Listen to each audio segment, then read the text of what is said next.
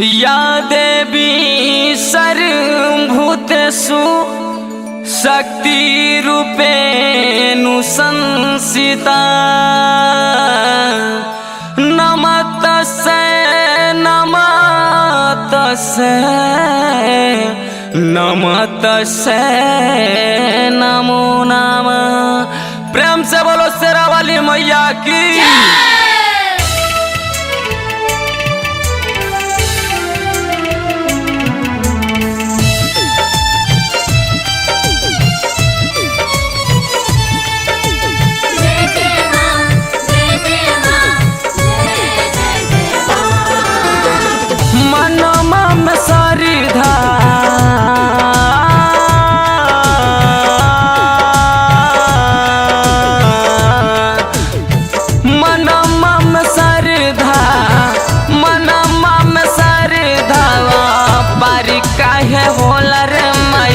रउआ दर्शन बिना बेरा पार नहीं होला रे माई।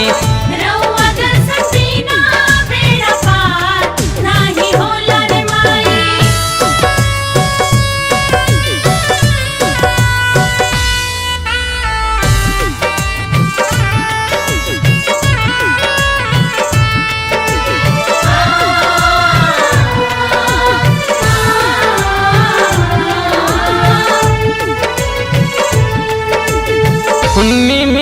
पतैया कहे रउआ मन के भावे लाए माई हो,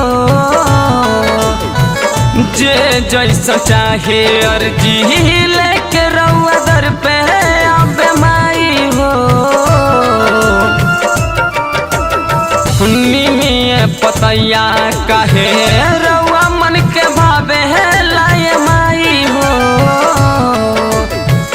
जे जैसा चाहे अर्जी लेके रउआ दर पे आवे माई हो। रहुल फूला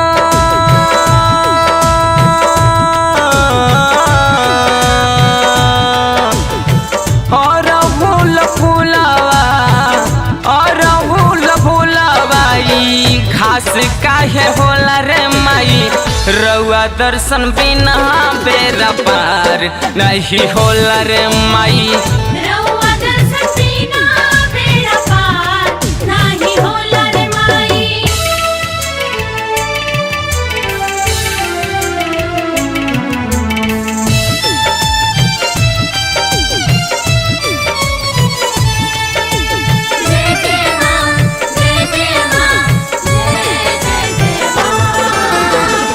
अनुधन नहीं चाही कौन खजाना हो,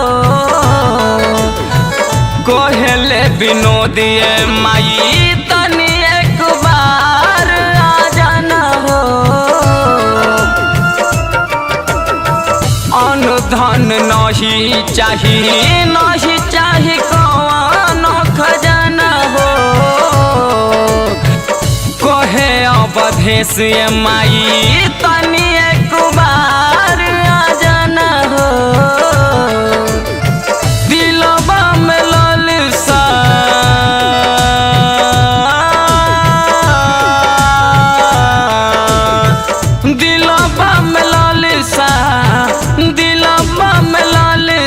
बेसुमार काहे होला रे माई। रउआ दर्शन बिना बेरा पार नहीं होला रे माई। रउआ दर्शन बिना बेरा पार नहीं होला रे माई। मनमा में श्रद्धा